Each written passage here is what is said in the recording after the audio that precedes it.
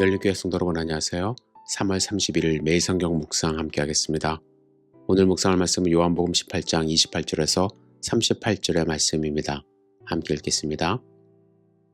그들이 예수를 가야바에게서 관정으로 끌고 가니 새벽이라. 그들은 더럽힘을 받지 아니하고 유월절 잔치를 먹고자 하여 관정에 들어가지 아니하더라. 그러므로 빌라도가 밖으로 나가서 그들에게 말하되 너희가 무슨 일로 이 사람을 고발하느냐. 대답하여 이르되 이 사람이 행악자가 아니었더라면 우리가 당신에게 넘기지 아니하였겠나이다.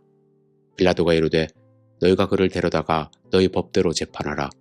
유대인들이 이르되 우리에게는 사람을 죽이는 권한이 없나이다 하니 이는 예수께서 자기가 어떠한 죽음으로 죽을 것을 가리켜 하신 말씀을 응하게 하려 함이로라. 이에 빌라도가 다시 관정에 들어가 예수를 불러 이르되 내가 유대인의 왕이냐. 예수께서 대답하시되 이는 내가 스스로 하는 말이냐 다른 사람들이 나에 대하여 내게 한 말이냐. 빌라도가 대답하되 내가 유대인이냐. 내 나라 사람과 대제사장들이 너를 내게 넘겼으니 내가 무엇을 하였느냐. 예수께서 대답하시되 내 나라는 이 세상에 속한 것이 아니니라. 만일 내 나라가 이 세상에 속한 것이었더라면 내 종들이 싸워 나로 유대인들에게 넘겨지지 않게 하였으리라. 이제 내 나라는 여기에 속한 것이 아니니라. 빌라도가 이르되 그러면 내가 왕이 아니냐. 예수께서 대답하시되 내 말과 같이 내가 왕이니라. 내가 이를 위하여 태어났으며 이를 위하여 세상에 왔나니 곧 진리에 대하여 증언하려 함이로라. 무릇 진리에 속한 자는 내 음성을 듣느니라 하신대. 빌라도가 이르되 진리가 무엇이냐 하더라. 이 말을 하고 다시 유대인들에게 나가서 이르되 나는 그에게서 아무 죄도 찾지 못하였노라. 아멘. 예수님은 대제사장에게 신문을 밤새 받으시고 새벽이 되었을 때 빌라도 관정으로 끌려가셨습니다. 유대인들에게는 십자가 처형 권한이 없기 때문이죠. 마가복음에 보면 예수님은 유대교 법에 의하여 신성모독이라는 판정을 받으셨습니다. 하지만 요한복음에서는 구체적인 죄명을 말하지 않고 이 사람이 행악자가 아니었더라면 우리가 당신에게 넘기지 아니하였겠나이다 라며 예수님을 빌라도 앞에 세웠습니다. 빌라도는 로마에서 파견된 총독으로 주된 임무는 식민지에 밀란이 일어나는 것을 막고 안정적으로 세금을 거두는 것입니다.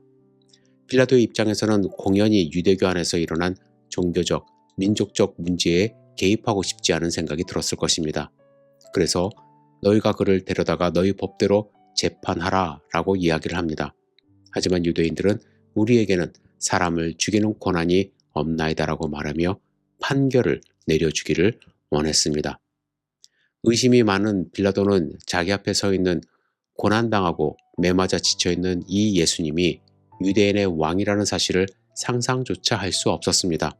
그러나 예수님께서는 당신이 왕이신 사실에 대해 긍정도 부정도 하지 않으시므로 빌라도가 선뜻 판결할 수 없게 하십니다.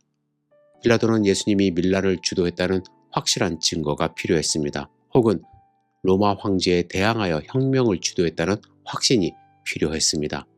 하지만 예수님은 빌라도가 이해하지 못할 진리를 말씀하고 계십니다. 36절에 이렇게 말씀하시죠. 내 나라는 이 세상에 속한 것이 아니니라. 만일 내 나라가 이 세상에 속한 것이었더라면 내 종들이 싸워 나로 유대인들에게 넘겨지지 않게 하였으리라. 이제 내 나라는 여기에 속한 것이 아니니라. 이 말을 들은 빌라도는 이 사람이 자신이 왕이라는 것인지 아니라는 것인지 헷갈리게 되었습니다. 그래서 37절에 그러면 내가 왕이 아니냐? 라며 단도직입적으로 물었습니다. 이에 대하여 예수님은 내 말과 같이 내가 왕이니라. 내가 이를 위하여 태어났으며 이를 위하여 세상에 왔나니 곧 진리에 대하여 증언하려 함이라고 말씀하셨습니다. 로마인 빌라도의 입장에서 생각해보면 예수님이 어떻게 보였을까요?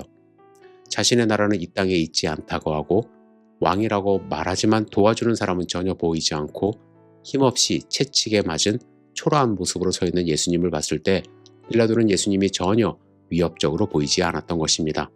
그리고 예수님이 말씀하시는 핵심은 진리였습니다. 진리는 빌라도의 관심이 아니었습니다. 어쩌면 빌라도는 예수님을 측은하게 보고 있었습니다. 그래서 이렇게 선포합니다.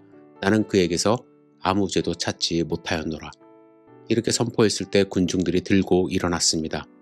내일 우리가 묵상할 40절에 보시면 그들이 또 소리질러 라는 표현을 합니다. 이 표현을 볼 때 그들은 빌라도의 판결이 마음에 들지 않아 소리를 지르며 빌라도를 흔들고 있었던 것이죠. 이에 빌라도는 군중들에게 선택권을 줍니다. 예수님을 그냥 풀어줄 수는 없었기 때문에 바라바와 예수님 중 한 사람을 선택하게 합니다. 빌라도는 내심 예수님을 선택하기를 바랬을 수도 있지만 군중들은 바라바를 선택하게 됩니다. 여러분, 오늘 본문을 묵상하면 진리를 외면하는 빌라도를 발견할 수 있습니다. 그리고 진리를 왜곡하는 군중들의 함성을 들을 수 있습니다. 빌라도는 예수님이 십자가 처형을 받을 사람이 아니라는 것을 알고 있었습니다. 하지만 예수님의 말씀 진리를 외면한 것입니다. 자신의 자리를 지키기 위해서, 사람들의 인기를 얻기 위해서 한 사람의 생명을 내어주는 선택을 한 것입니다.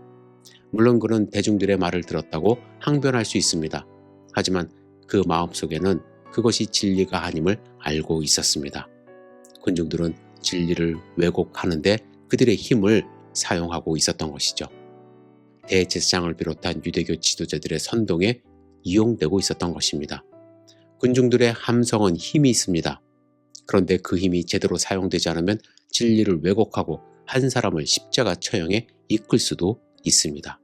여러분, 우리는 진리를 외면하지도 왜곡하지도 말아야 할 것입니다.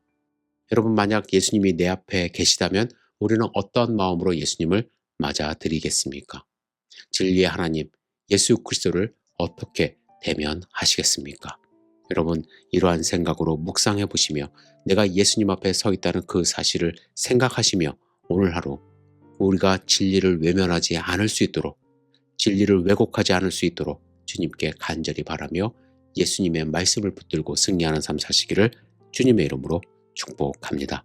기도하겠습니다. 좋으신 아버지 하나님, 우리의 삶을 지켜주시옵소서. 진리를 외면하거나 왜곡하지 않도록 인도하여 주시고 오직 예수 그리스도의 진리의 말씀을 붙들고 승리하는 삶 살 수 있도록 축복하여 주시옵소서. 예수님의 이름으로 기도드렸사옵나이다. 아멘.